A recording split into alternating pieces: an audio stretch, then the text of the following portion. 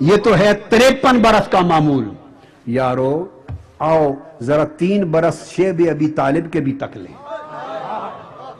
یہ تو 53 برس کا معمول، 13 برس کا معمول ہے ہر روز کا. مگر جب معاشرتی مقاطع ہو گیا تھا، کفار و مشرکین کو مصطفیٰ کی باتیں پسند نہیں آئی تھی.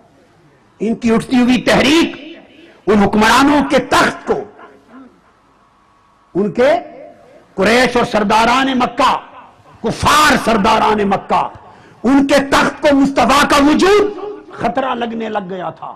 ان کا تخت ڈولنے لگ گیا تھا، ان کی سرداریاں لرزنے لگ گئی تھی. انہوں نے کہا مصطفیٰ نے تو ہماری سرداریوں کے نظام کو چیلنج کر دیا ہے. وہ دشمن ہو گئے اور بڑھتے بڑھتے وہ دشمنی یہاں تک پہنچی کہ مصطفیٰ کی خاطر پورے بنی ہاشم کے ساتھ بائیکاٹ کر دیا اور ابو طالب کے نام پر شیب ابی طالب میں قید کر دیا. 3 سال شیب ابی طالب میں قید کر دیا. اس عرصے میں کیا معمول تھا؟ آؤ ابو طالب کا معمول سن لو. امام ابو نعیم اصبہانی بیان کرتے ہیں دلائل النبوت میں، حافظ ابن کثیر بیان کرتے ہیں البدایہ والنہایہ میں، امام بہقی دلائل النبوت میں، صاحب سبل الہدا بیان کرتے ہیں امام شاہ علامہ شامی، امام شمس الدین ذہبی بیان کرتے ہیں، اور دیگر محدثین اور مورخین نے اس کو کثرت سے اتفاق سے بیان کیا. خاص بات بتانا چاہتا ہوں، 3 سال رہے شیب ابی طالب میں. تو احادیث کی کتب میں کیا آیا ہے؟ کہتے ہیں وَكَانَ أَبُو طَالِبٍ اِذَا أَخَذَ النَّاسُ مَنَاجِعَهُمْ، جب لوگ رات کو اپنے اپنے بستروں پہ چلے جاتے، ابو طالب کے کام سن لو. ابو طالب کرتے کیا تھے؟ اگر تو کسی کو ناپنے کا پیمانہ ان کی محبت اور ان کا عمل اور ان کا کردار ہے رات دن کا، تو پھر پیمانہ یہ ہے. اور اگر پیمانہ کسی کی اپنا منشا اور مرضی ہے تو جو چاہو بناتے پھرو. حدیث میں آتا ہے کہ جب رات کو ہر کوئی سو جاتا اپنے اپنے بستر پر، تو حضرت ابو طالب کہتے میرے پیارے محمد صلی اللہ علیہ وسلم آپ بھی سب کے سامنے اپنے بستر پہ لیٹ جائیں. کیونکہ لوگ جھانک کے دیکھتے تھے دشمن مخالف، تاکہ ہر کوئی دیکھ لے کہ محمد اپنے بستر پہ سو گیا ہے. تو آقا علیہ السلام اپنے بستر پہ سو جاتے. جب تھوڑا سا اندھیرا، اور خود بیٹھے تکتے رہتے، جب اندھیرا چھا جاتا اور دیکھتے کہ اب کوئی جھانک تانک نہیں کر رہا ہوگا، حضرت ابو طالب خاموشی سے مصطفیٰ کو اٹھاتے، ادھر سے علی مرتضیٰ کو اٹھاتے.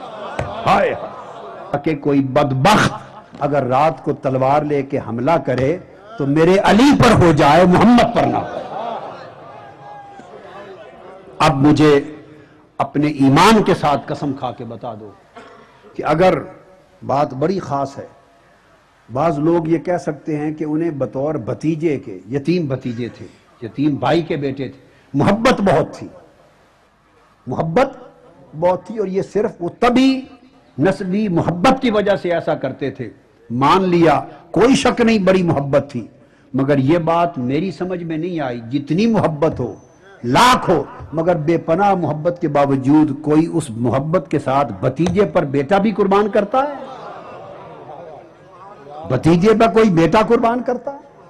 اگر خالی یہ عمل بھتیجا سمجھ کے کرتے تو اوروں کو لٹاتے، علی کو نہ لٹاتے. اور جب علی کو ان کے بستر پہ اور ان کو اس بستر پہ لٹا دیا تو یہ محبت صرف بھتیجا کر کے نہیں، نبی آخر الزماں کر کے بھی تھی. اور اگلی رات دوسرے بیٹے کو لٹا دیتے، پھر کسی بھائی کو لٹا دیتے.